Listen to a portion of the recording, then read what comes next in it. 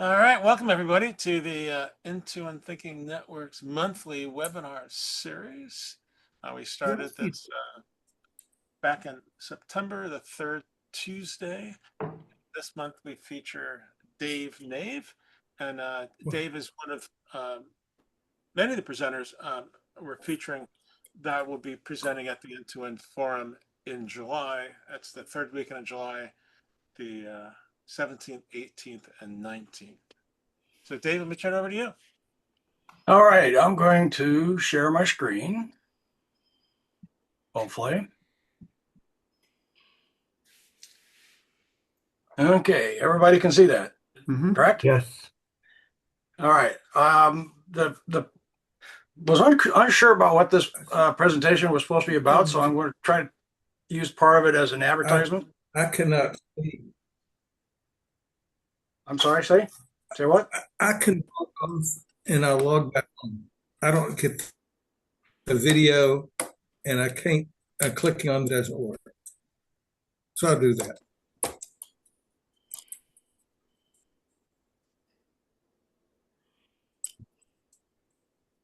All right. Can you hear me now? Can you see it? I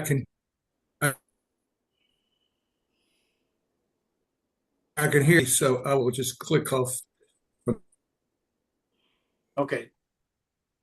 from this site. If anybody else has problems, let me know.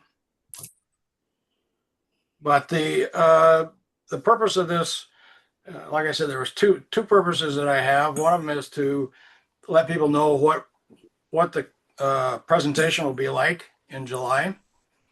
And we're going to go with the idea of curiosity. What if we return to the fundamentals? Revisiting the timeless principles to connect with what matters the most. All right. This presentation is put together. It's got a whole bunch of slides.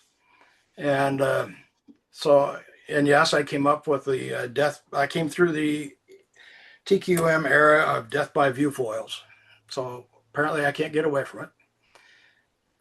What we're going to do is we're going to talk about some elements for the future, or if it might be a random walk. I don't know which it is, but you have to decide. We're going to talk about why we're here. We're going to talk a little bit about the theory of learning and wisdom or illusions and what that looks like, how I view that. And I'll talk a little bit about rediscovering Deming. And we're talking about a little bit about return to basics. And if we have time, I have some illustrations that we can go through. So Deming at one time said, my job is not telling managers what to do, it's to help them see things they could not otherwise be expected to see. Kind of a cumbersome phrase, but I do like it in that this isn't really a management method. This is kind of I'm going to show you things that you just don't normally see. I've come across two very good quotes that I really like. My all-time favorite is the bottom one from Karl Marx. Practice without theory is blind. Theory without practice is sterile. So it's a combination of I call it scholar practitioner, but you need to study it and have theory and practice it. Confucius I like this one from Confucius. Education breeds confidence, confidence breeds hope, and hope breeds peace. So these are kind of my guiding principles into how I like to present to people. Because without a theory, best practices fall short. I have been through best practices, improvement programs, assessment programs, maturity models, and tools of all kinds. And I call them tools. They say they have a theory behind them, but I find they all fall short. So I should say this is without a management theory. How's that? And the quote at the bottom is actually mine. American management's constant search and reliance on the next big craze is destroying our economy. And a good friend of mine, Alvis Wanathan, he loved that cartoon in the corner. All that stuff he learned as a caterpillar, none of it applies. Oh, that's great. Isn't it? I wish I could find the original. I wish I could get a hold of the original guy on that, but I can't. I can't find it, so I don't know about the copyrights on that one. But one of the main things that I've seen through working with various companies is that what are we talking about learning wisdom or is it or illusion? Now, most people think that experience and reflection equals learning. A lot of experiential learning events happen this way. There's a guy up here in the Northwest that was one of the founders of T groups. And this is what he thinks is the only way to learn. But I think it's self-delusion. Now, with this group, this is going to be an overview, but with somebody that doesn't know this story, we're going to talk about Chanticleer. And if you haven't heard the story, this is the one Deming used quite often. And he talks about the rooster would go out in the morning and he'd crow and the sun would come up. And so that was his experience. So he reflected upon that and said that, oh, my crowing must cause the sun to rise. So he continued to do it, and so far it worked good. And then one day he forgot to crow and the sun came up. Now, Deming talks about without a theory, you have nothing to revise. But what I'd like to postulate is the fact that he was in a form of self-delusion. So Deming added theory plus experience plus reflection equals learning. Now, I went one further and said theory, experience, reflection plus good judgment equals wisdom. And you have to kind of describe what's good judgment. It's the way your options accurately. So I added it to the plan, do, study, act cycle. And because I believe this is what the intent was. You have a good theory, you make a plan, you go out and you execute the plan, you do it. That's your experience. You study it, and then you reflect on it. How did your predictions, how did your plan and your predictions that you made in the plans compare with what you actually got?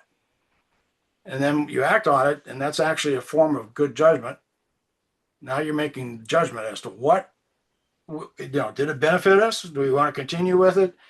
Do we want to stop? Et cetera, et cetera.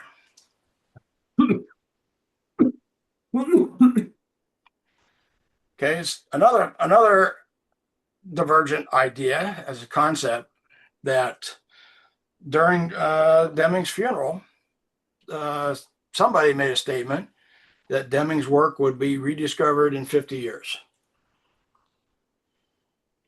Now, Joyce Orsini told me this story, but I didn't ask her who said it or who it was said to. So I just find the concept interesting. And so 50 years after his death would be 2043. That's an extrapolation on my part. Doesn't necessarily mean that's what's really going to happen. It's just an interesting date. So I was having a conversation with a guy that I consider a biblical scholar and a Deming fan.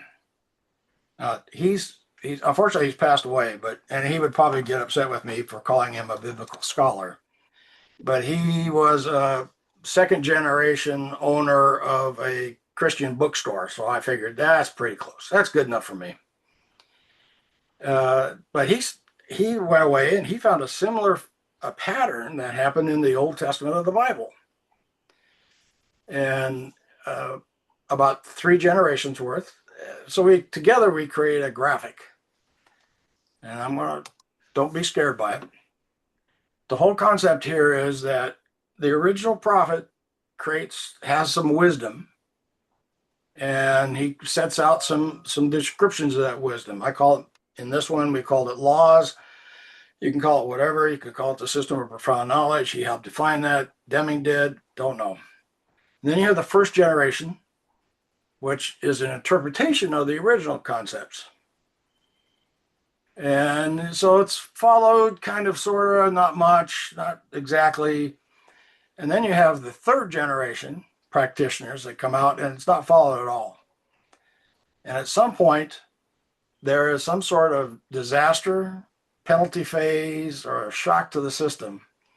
And the third generation comes around and says, you know, we kind of lost the original concept. We need to go back and study the original wisdom of the prophet that actually created this. So then they do a new rediscovery. They, of course, it's new wisdom based on the old wisdom. Now, Steve Deitman is the guy that I worked with in creating this. And he has since passed away, so we're not going to be able to have him talk about it. But we had great conversations about how many years is intergeneration. So does the 50-year model or prediction work in this model? Don't know, but it's an interesting concept. So what I did was when Joyce Orsini started the Deming Cooperative, and then she handed it off to me. So I actually now have the Deming Cooperative. And I decided that I wanted to move this forward, carry forward Deming's ideas with consistency. And by the way, if you don't know, I've been doing a lot of capturing and archiving of videos of Dr. Deming. Still have them. Haven't quite figured out what to do with them, who's got the trademarks on them. A lot of it's owned by the Deming Institute. They went with a different path on how to interpret this and how to carry his ideas forward. And I don't know how well that works. At the InThinking conference, I've talked to several people, a handful of people that were that came to the conference for other reasons, that said, this is interesting, I'd like to learn more. And all you can do right now is give them the books or talk to the wisdom of the first or second generation people that understand this. So another concept that's out there is a return to basics, a call for return to basics. Dr. Edward Schweitzer of Schweitzer Engineering Laboratory called for return to basics. And he had a long list of what he meant by that. But in part, it says we need a good, solid education, and we need to turn back to the fundamental business systems. We need to understand basic business. So far as I'm concerned, there's not many takers. I consider his call as an emerging trend, but I'm kind of finding it's falling on deaf ears. But that's all right. And it's still out there. It's still gaining traction. Deborah Mervin, who is a consultant up in Coeur d'Alene that I've been talking to, she calls it she's calling for a business renaissance. I don't know if that's better or worse, but I firmly believe that we need to go back to the basics. We need to go back to what actually Dr. Deming said, to recapture. So far, I've talked about Dr. Deming's teachings will be rediscovered, about 2043. I'm hoping, I believe it, but I'm hoping that there's going to be a possible reemergence to back to basics. So how do we prepare? I'm proposing, and we're going to conduct in July, a review of Dr. Deming's teachings in his own words. And then with guidance and facilitated discussion, the group, the people that attend, will learn and understand in greater depth. So this is the agenda for the conference presentation. We're going to do, of course, the introductions. We're going to watch about a 35-minute video of Dr. Deming actually presenting his his concepts. A system must be managed in his own words. And this is actually a module 2 from the Deming 4-day video seminar for advanced studies. I helped put this on for the Deming Institute for many years, for several years. And it was 4 days where we would watch video about a 30-minute, sometimes 25, sometimes 35 minutes of Dr. Deming presenting his concept, and then we would spend about an hour discussing what did that mean to you? What got your attention? What confused you? And I have a series of questions that go along. What do you think Deming meant when he said this? And then after we go through this, so it's about an hour and a half the time, then I'm going to do some presentations of unintended consequences that isolate departments from one another and how the cooperation overcomes them. Kind of a little bit of demonstrations. Ian is going to talk about a purpose activity exercise where he's going to go through a little bit more detail about how do you actually, every system must have a purpose. So he's going to talk about how do you create that purpose, how well, and he has some examples of companies that, and we're going to talk about it, companies and their purpose statements, and we're going to talk about it. And he's going to lead us through an exercise in talking about how does that fit in. All right, so that's the part about come to the seminar. So now I've got some examples I'm going to show you. Not examples, illustrations. Let's say they're illustrations because they don't really exist. But I do like Peter Drucker's comment here. Any organization develops people, it either forms or deforms them. So here's an example. Have you ever put together an incentive program that made things worse? And I list a bunch of things here. Everybody out solving their own problems. Internal competition, you set it up. I talked to a company last Thursday that he was at the very beginning and he's setting up an internal competition between groups inside of his company. And we tried to convince him not to. Performance appraisals, management by objectives. My favorite is just do it. Now that comes from the Shingizutsu consultants that are trying to teach Americans lean or the Toyota production system. And that's I have a little problem with that. But have you put together an incentive program that you and your team struggled to figure out what happened? So here's one example.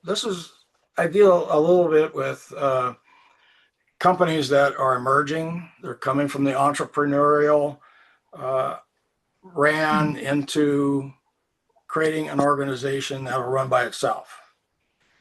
Now, for some silly reason, they hire people, a company, as they grow, will hire people and organize them by their specialty. So they go out and here are six specialties. You can agree with them or not. It doesn't really matter. But there's 6 of them for my demonstration. 6 of them for my, so we have, so we bring them in, we organize them by specialty, and then we say we're going to operate as one system. We're all going to be friendly. We're going to we all know each other and we're all going to cooperate. But as the company grows, as you hire more people in, and we can make an argument that as you hire MBAs to come in and manage your companies, things change. I'm sorry, I got ahead of myself. So if we're going to operate as one company, the financial management department says, okay, if we're going to operate as one company, we need to find out how we impact these other departments and what they need from us and what we can provide them and how we can provide it to them. So they go out and they figure out they contact each one of the other departments and specialties and find this information. Now the company grows. Now you hire people in. And what they do is they decide, oh, we need performance appraisals. We need management by objectives, as practiced, not according to the original concept, but as practiced. Each department's a profit center. I've seen very large corporations where every department has to be a profit center. Mm-hmm. And what that does is that encourages each department to work for themselves in their own self-interest and not for the benefit of the company. And so the model starts to look like this. The financial management group thinks they are the company. So my question is, which kind of a organization do you want to work in? One that has harmony and cooperation between them, or a collection of self-interested groups? I don't have a solution. I'm just saying we need to beware that this will happen. So I've got another example, another illustration, sorry about that, of leadership through systems thinking. Now, for you that have seen videos or actually saw Deming present this material, I tried to use one of his videos when I was teaching a class to a bunch of newly minted aerospace managers. They were all engineers, and they promoted them into management, not realizing that they had a whole new different job, but they needed fortunately a second level manager felt that they needed a basis by which to learn their new job, and didn't really know that what they observed inside the company would be useful for them. He wanted to make it a better company overall. So we're going to go through this little illustration. I have no idea. I've never worked for a bread making company, and I figured this was weird enough that I wouldn't know how. Hopefully nobody knows this, but so this is an illustration. Forget the fact that if you know something about bakeries and how this works, how this organization is structured, I may have a lot of things wrong, but I'm trying to make a point here that many companies work with a central headquarters, and then they have local factories that produce this stuff, produce bread, and get it out to the customers. So you have a corporate headquarters, and then you're a manager of one of these local companies, local facilities that actually purchases the material, bakes the bread, and delivers it out. So I want you to put yourself in the manager's role.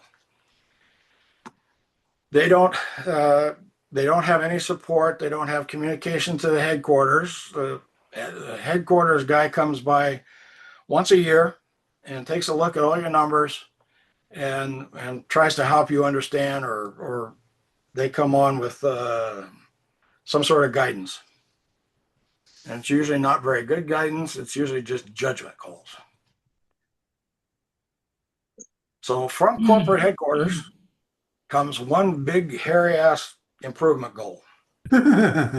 So where do you, as a plant manager with 3 departments and maybe a dozen people working for you, what do? So the first thing you trot it up to the corporate annual meeting with the rah-rahs and the waving of the flags and too much food and all that kind of stuff. So you go back to your people and you say, okay, 3 departments that operate here. I want each of you to come up with a couple of ideas on how to improve you and how you can help improve the company. So each one of these, I got purchasing, baking, and delivery, and they all come up with good plans. So you're the plant manager. How do you know?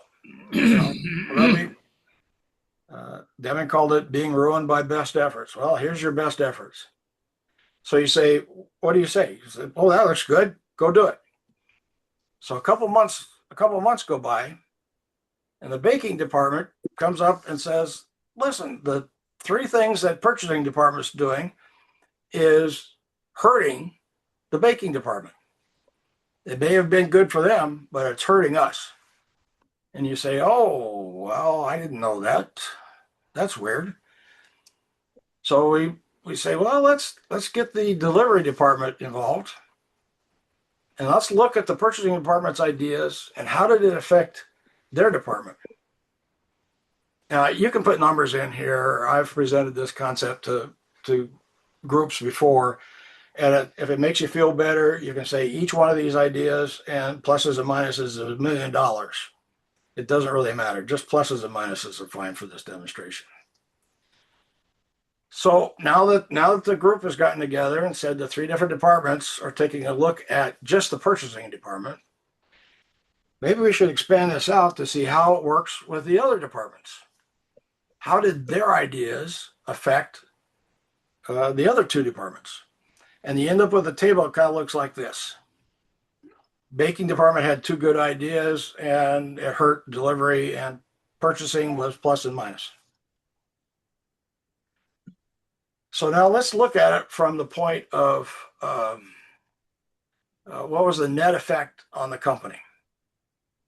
Purchasing department idea number A works good for them, but it hurt baking and it hurt the delivery department.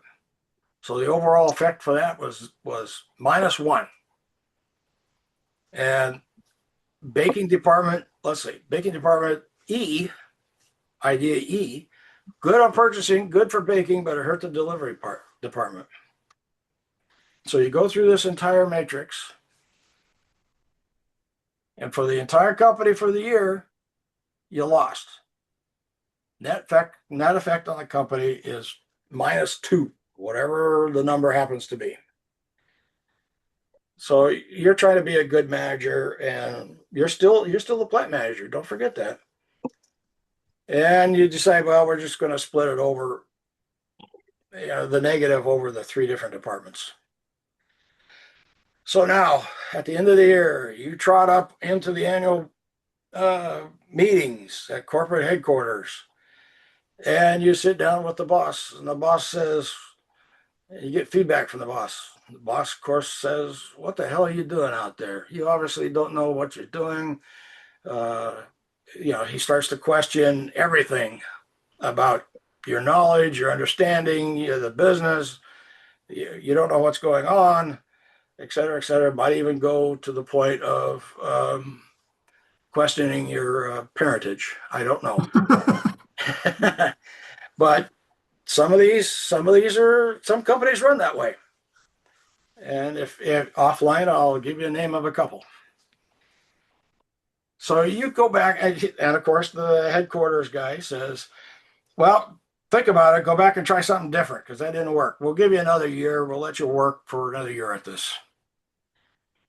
So you go back and you say, okay, year 2, still got your big hairy ass improvement goal. And this time we're going to do a little coordination. So what we're going to do is we're going to get new ideas.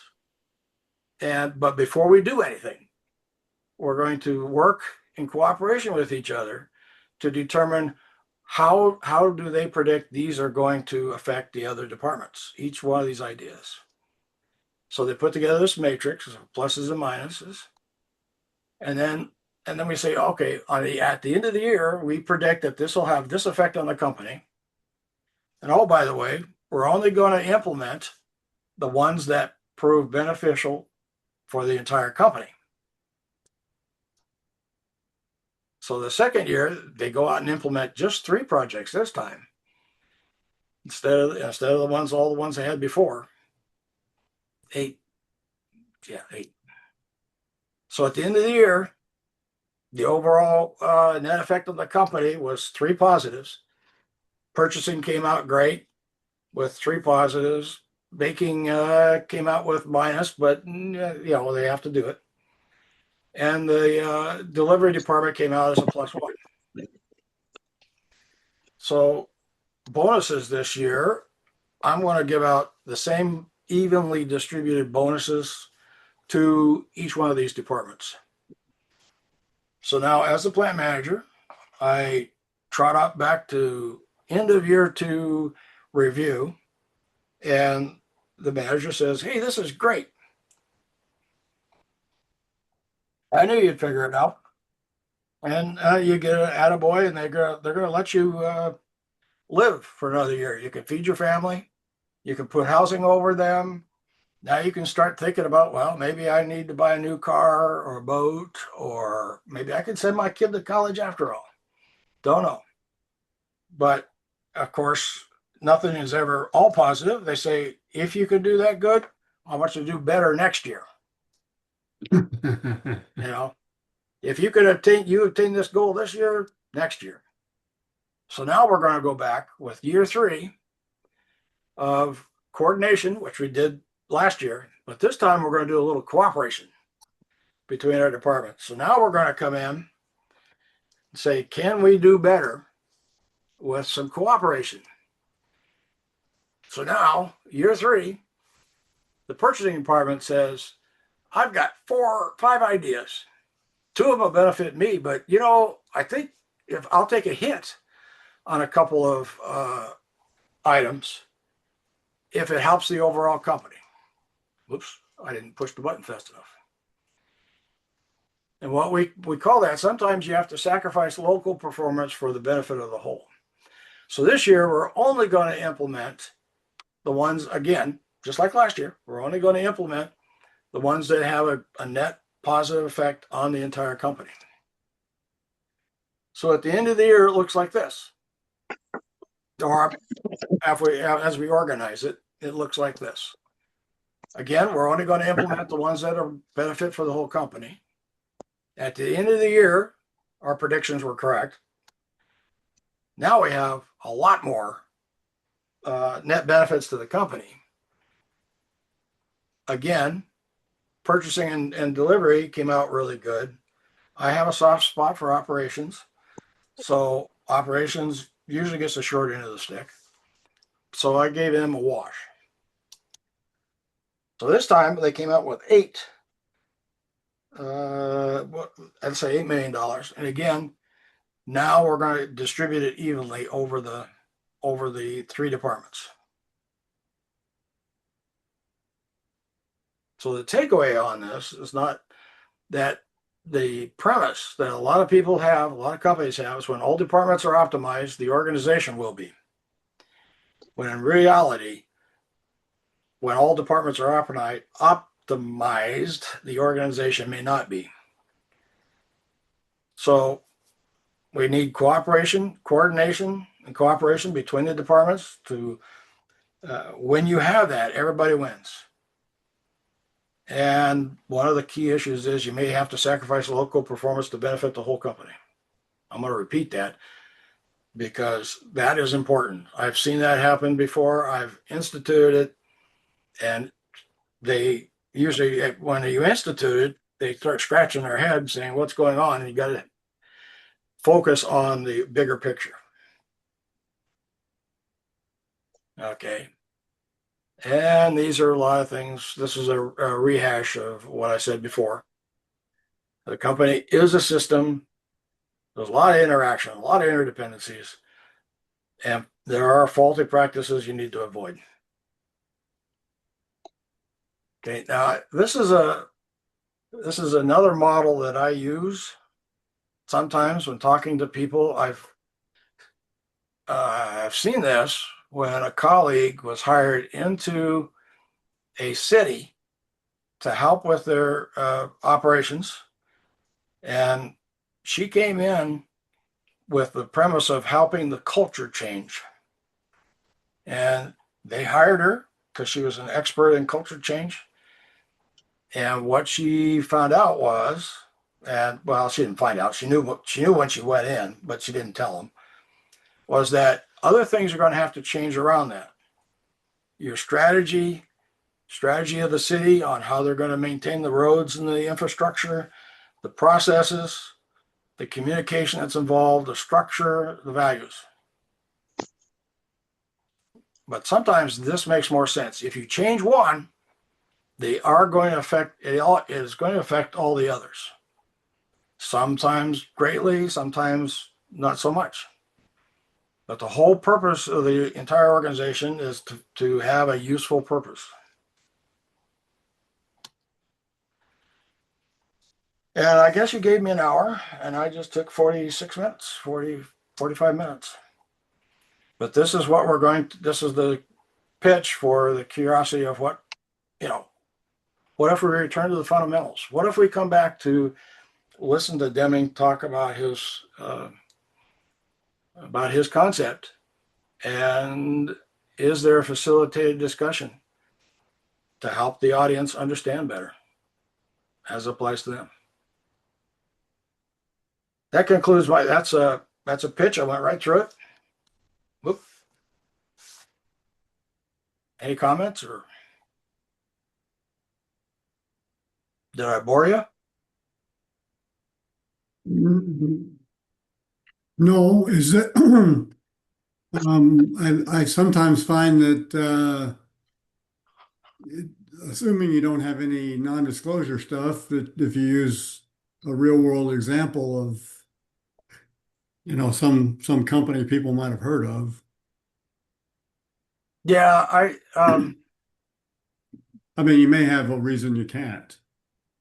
well, yeah, unfortunately, most of the time when you work with these big companies, there is a non-disclosure involved. That's number one. And number two is the principles of what you're doing is what I was trying to get across, not the example.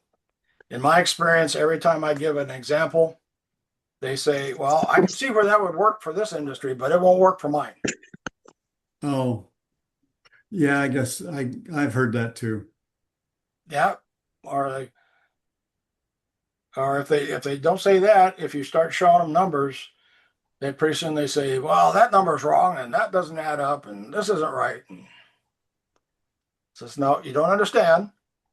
It's got to be, I'm trying to show you a concept. And yeah, well, one of them, yeah, I'll give you an example. Here's an example. Worked for a large corporation, had 5 different platforms. Each one was a profit center. So they created a program to redesign products that were common across all 5 platforms. And we were trying to attach some numbers to them to say how much did you actually save. 2 major issues. One of them is because each one was a profit center, they could not commingle their money. Oh, I'm sorry. And each one had their own accounting department. So they had what they called color of money. Each 5 of the programs had 5 different colors of money. Each was calculated differently as far as expenses and profits and all that kind of stuff. So we would say, so we said, okay, to get one department to pay for all the other benefits, to pay for something, a change in the engineering, the change in manufacturing that would benefit all 5 programs was a major chore. But they would do little pieces as long as it wasn't too expensive. They didn't complain much. But then the finance department would come in and says, yeah, but this program calculates their savings differently than ours does. So it's not the same. So we went back and said, okay, however you count your money, how much savings did you get? However, it doesn't matter what criteria. And then we put it in a database. And at the end of the year, this was a couple of years after 3 or 4 years into the program, it came time for the corporate weenies to figure out how we're going to fund projects for next year. And I said, well, that's easy. You get into the database and you say, this is how much each program saved, and this is how much you saved overall, all 5 programs, and this is how much it's costing you to run this improvement program. And so they made the mistake of giving me access without much oversight. So I went in and I created 3 little pie charts that said, this program saved this much money and this program did this. And it turned out to be that they were saving 33 million a year by all this effort. And it moved this decision from we don't know if we're going to fund this for next year into that we're definitely going to fund it for this next year. So it saved 250 jobs. And, they were still saving millions, tens of millions a year, tens of $1 million per year. That's a personal experience. But Dave, go ahead. one of the things I learned from working with Bill Ouchi when you're talking about system stuff is the necessity for remembering over time that someone took a hit or a loss this year, but they ain't gonna do it 10 years in a row. And so whether you cooperated or whether you were pretty selfish, all those things need to be remembered, and that's some I think can be a powerful. I mean, when you run 1 or 2 versions of systems, that's fine, but people aren't going to put up with losing or being the lost leader for long. Good point. I consider that an extension of this basic concept. Hello, Dave. This is Dirk. Hi. A question for you, just to make sure I understand. When you talk about an organization may not be more apt to survive when all departments are optimized, what do you mean by that? The assessment of optimization is independent. It's each piece assessing themselves as whether or not they think they're optimized, as opposed to a single assessment of the full organization being optimized towards an aim. The issue of assessment of optimization is each piece is doing it to themselves. They're looking at their piece. Are we optimizing independent of the other pieces, as opposed to a single assessment of optimization towards a single aim for the whole organization? That distinction is the difference between the premise and the reality on this slide. So when all departments are optimized, meaning that they are optimized to themselves. So all the financial management department, they optimize that department. Right. Okay. Thank you. Appreciate that clarification. Did that answer what you're talking about? Yeah. I just want to make sure I understood that when we say not everything is optimized, each piece believes they are optimized independent of the other pieces, as opposed to a general single assessment of an organization. Is the entire system or organization optimized to its aim? But that can be a fallacy, right? If the departments are optimized, but the organization is will likely be suboptimized. Yeah, Deming talks about that. Yes, and we need to get back to that distinction. Anyways, hope that answered your question, Dirk. Absolutely did. Thank you for your time. Appreciate it. My mind spins this off into larger and smaller models, of course, at a systemic level. And I liked your example, your real life example, because it tied into a motivation factor, which we say is never a motivation factor. But frankly, I think we all look at the fact that money has a big influence on executive decisions. So if we take this and spin it out into something, let's say, for instance, how cities within a county interact with one another on a county-wide objective, or how states interact with one another on a national objective, or how countries interact with one another on a global objective. They're all being motivated by local expectations and objectives. How do we get to the point? How can we help organizations envision a grander outcome for everybody if any one of them ends up on the low end of the totem pole with regard to overall benefits? Yeah, that's a tough one. I don't have an answer.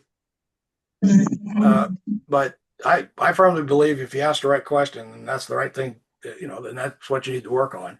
And that's the right question.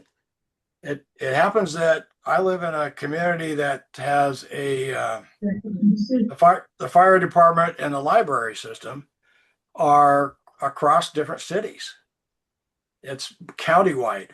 So now you have each city has a different fire district, or the fire district, of course, is countywide. But the library system is unique to that area. They have to sit within a larger parameter with all the with some enough room for the local to take care of the local needs. Yeah. I'm thinking of, for instance, right now we're experiencing a redistricting issue. I live in Simi Valley, California, and our city was just broken into 2 districts. One happens to be in the county of Los Angeles, and the other one's still in the county of Ventura. Those counties handle matters for their citizenry very differently from one another for a lot of good reasons, but many of them are economic. And those of us that ended up being redistricted as part of LA County politically are wondering how our representatives at a national level are going to be able to align with what we've come to expect being part of Ventura County. Ventura County, for instance, is famed for being one of the safest counties in the state, perhaps in the country. And Los Angeles is one of the highest crime counties in the country. So when you take that single factor into consideration between the 2 counties, how is LA going to represent Simi Valley as part of Ventura with regard to funding for law enforcement? They have areas that are much more in need of law enforcement than our little city is, as a new addition to their citizenry. Their expectations, vision. Yeah. I don't have an answer for but you're asking the right questions. And you can also look at 2 other areas, other options, which is you hire the police department. One county hires the other county's police department for the remainder of that city. Mm-hmm. Does that make sense? So you have to be inventive and to think this way. I don't know. Yeah. At a national level, we just recently heard our president say he wanted to do away with the 2-party system of Republicans and Democrats that democracy was built on, to the extent that one of the parties was named Democratic, right? And now, even though the polling shows that a lot of people are siding with the Democratic agenda, despite being Republican, we may have a 1-party system, which is more like a monarchy, right? How do we deal with that? I'm thinking of, for instance, right now we're experiencing a redistricting issue. Just broke into 2 districts. One happens to be in the county of Los Angeles, and the other one citizenry very differently for a lot of good reasons, but none of them are economic. I'm hearing my question delayed. Is there a delay? All of a sudden, yes. Weird. It's like a playback happening. Can you Oh, hear me real time, Dave? I can hear you real time. I thought somebody else was talking in the background. That's what No, I think it's a delay. Okay, well, weird. Yeah. I wonder if everybody mutes themselves except when they're speaking might maybe reduce the echo. oh, well, apparently that was a good idea because a lot of people echoed or turned off their mics.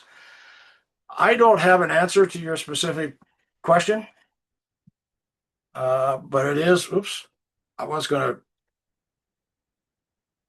go back to continue to share, even though you don't. Did you lose me? No, we're here. Okay, how about I'm still sharing, am I? No, Oh. you're not sharing. Ah, all right, fine. We'll go back to this. We'll go back to here. But the idea is you have to work in harmony. And so some of your questions and what you're talking about the political situation is 250 years old in the discussion, and I don't know that they found the perfect way. I don't know that they found one that worked, but that's the political system we've got now. So we just use it. But the whole idea is that what I'm trying to get across is you can start to think about your company.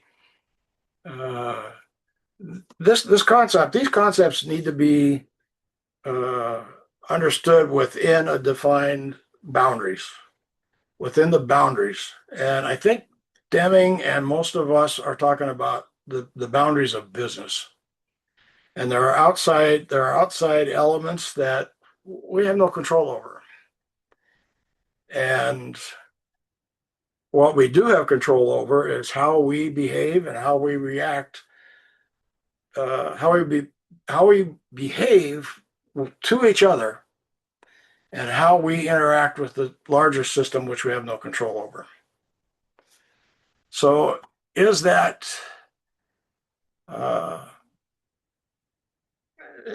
or bad? I don't know. You got to put a value system in there someplace. But we do have, when we talk about growing a business or operating a business or trying to keep a business in, and I say business, it could be any organization moving forward, you have to think in these larger issues and the interconnectedness and work on cooperation and harmony. If you get a leader in that does not believe that harmony and cooperation is the best thing, and they love to use the sports metaphor of we're going to set up competition and that's the only way we succeed is through when we compete with each other for limited resources. I don't think that's what Deming was talking about. I think he was talking about cooperation, harmony. Well, one of the things you might do, Diane, and it's, I think if we're trying to impact any system, who are the movers and shakers? Who's running the process?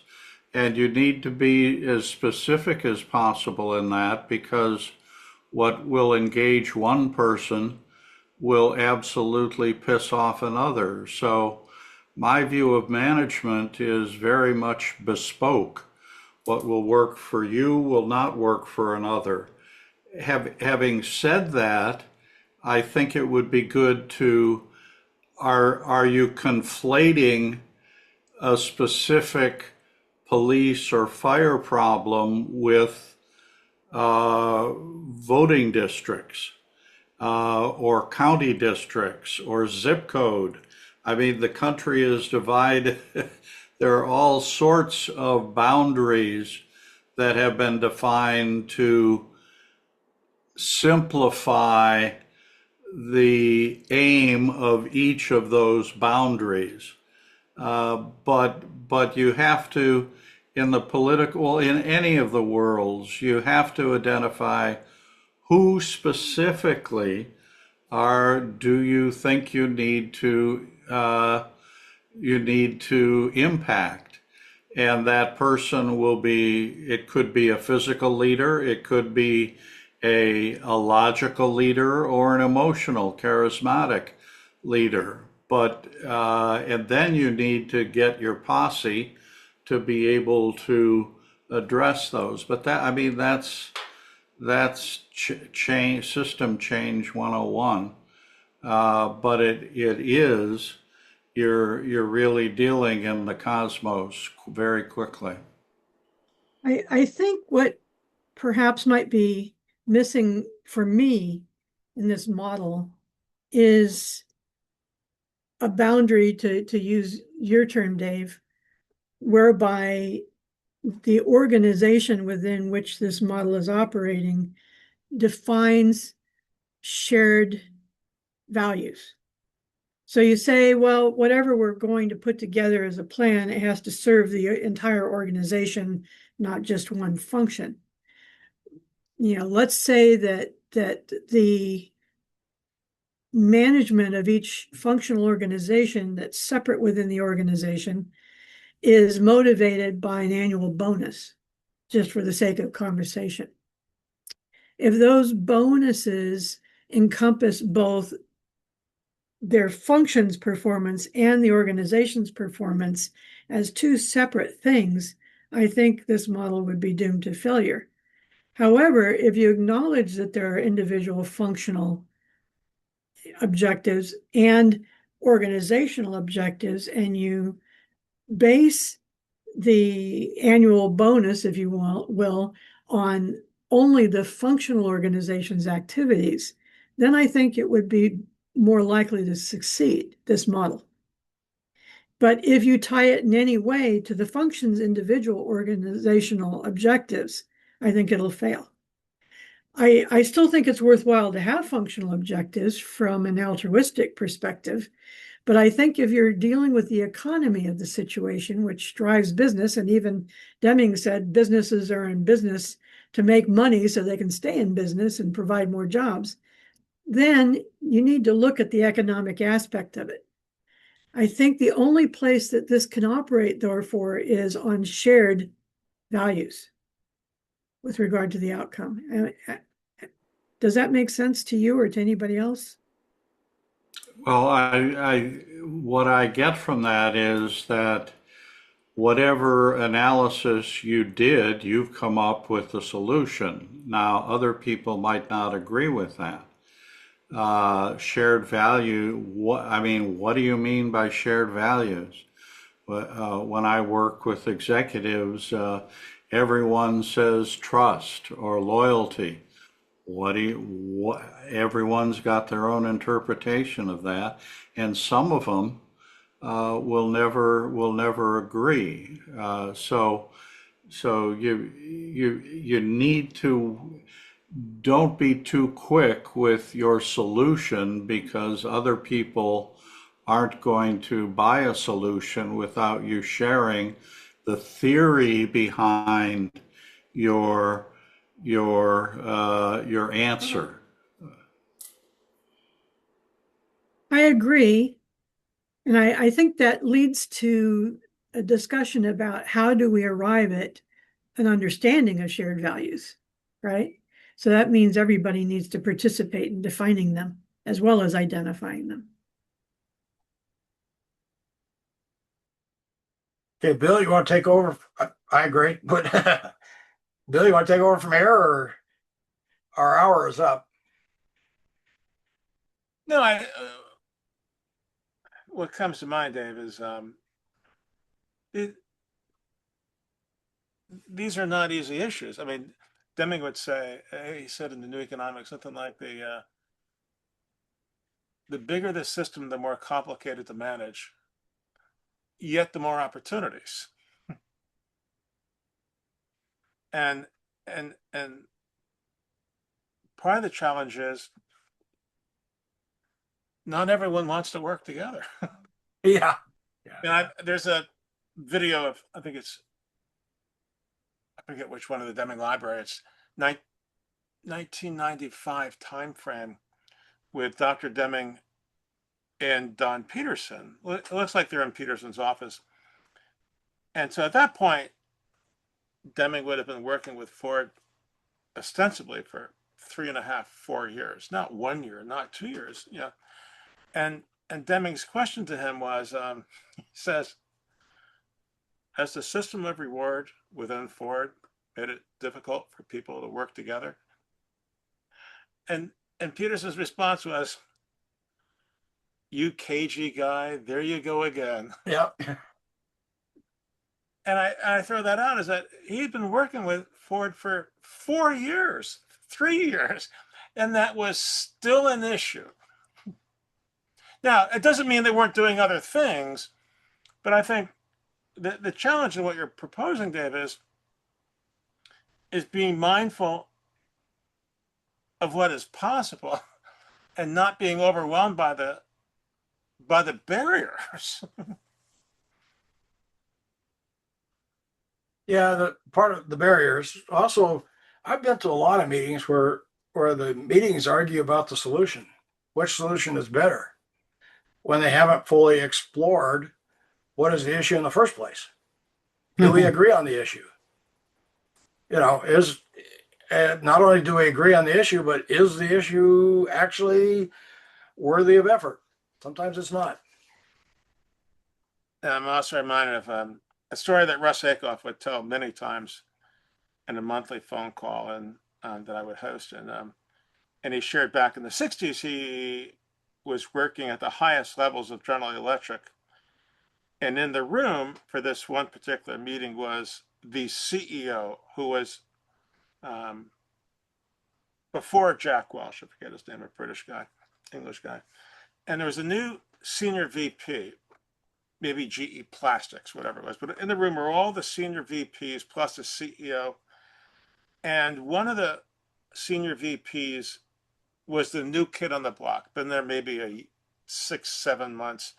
It was like his first meeting at that level. Well, in the last year, he was keeping track of a decision that Dave Nave made for GE Automotive and decision that Dan Robertson made over in GE there. And these decisions were optimal for each. and this guy was new to this, so he started keeping track of these. Each of these is out for themselves. And so at this meeting, he went around the room and called out every single one of his peers on a decision that was best for their division and perhaps not best for General Electric.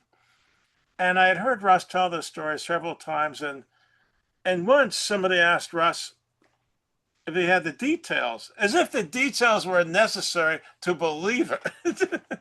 And then Russ said he didn't have the details. And then after the call, several friends called me up because they knew I was with Russ and said, come on, ask Russ. He's got to have the details. I said, what, you can't believe the story without the details? Anyway, one of the last times I met with Russ, I said, that story when the one guy called out all of his peers? I said, what did they say after they were called out? He said, one of them said, what's your point? Oh my.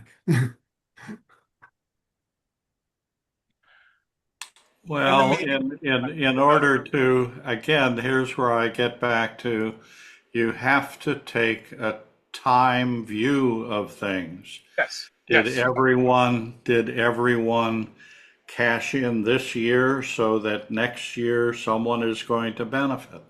And too often we're too myopic in what it means for optimization.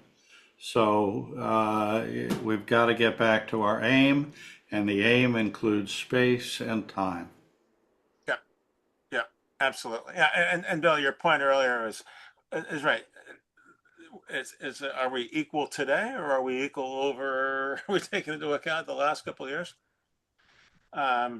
No, the other thing I think, Dave, is that what we're talking about and relative, I think where you're coming from, Dave, is a reminder of what it is that excites us about what we learned from Dr. Deming. And I think, part of the beauty of coming together is that, we can share strategies on how to deal with this and not versus get overwhelmed and just go back home. Yeah. Yeah, that's when we did the 4-day video conference for advanced studies. That was one of the last things we did was, what are you going to change? What are you going to do differently when you get back? Not what are you going to change, but what are you going to do differently? When I used to mention to Tim Higgins, we were colleagues at Rockathon for 30 plus years, and I said, you know what? These efforts we're talking about end when people they get tired of. You just get tired. You just get worn out. Yeah.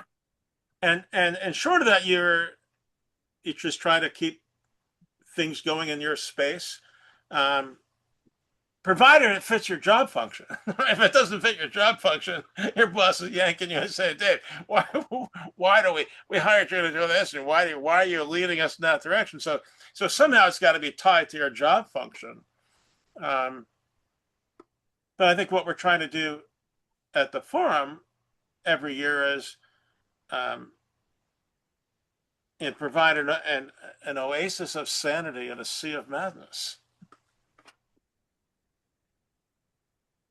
And as Chuck Boone would say, what's Chuck's comment? Is it, you are my people? Yeah. Yeah. The tribe.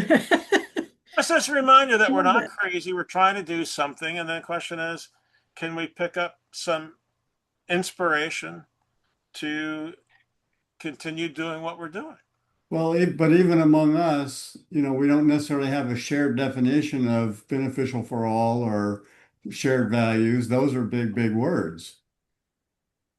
Right? Oh, yeah. There are in the early days of the InThinking Network, I learned about that. So Okay, so let's everybody get together in July and continue this conversation. precisely. Well done, Dave. Thank you. Okay, take care, everybody. Thanks for everybody joining. You bet. I'll post this on YouTube and see you next month when Marie-Louise Thorson-Lynn will join us for her session as a preview of her presentation at the forum in July. Thanks, everybody. Thank you. Take care. Thanks, Dave. Bye-bye. Thanks for sharing.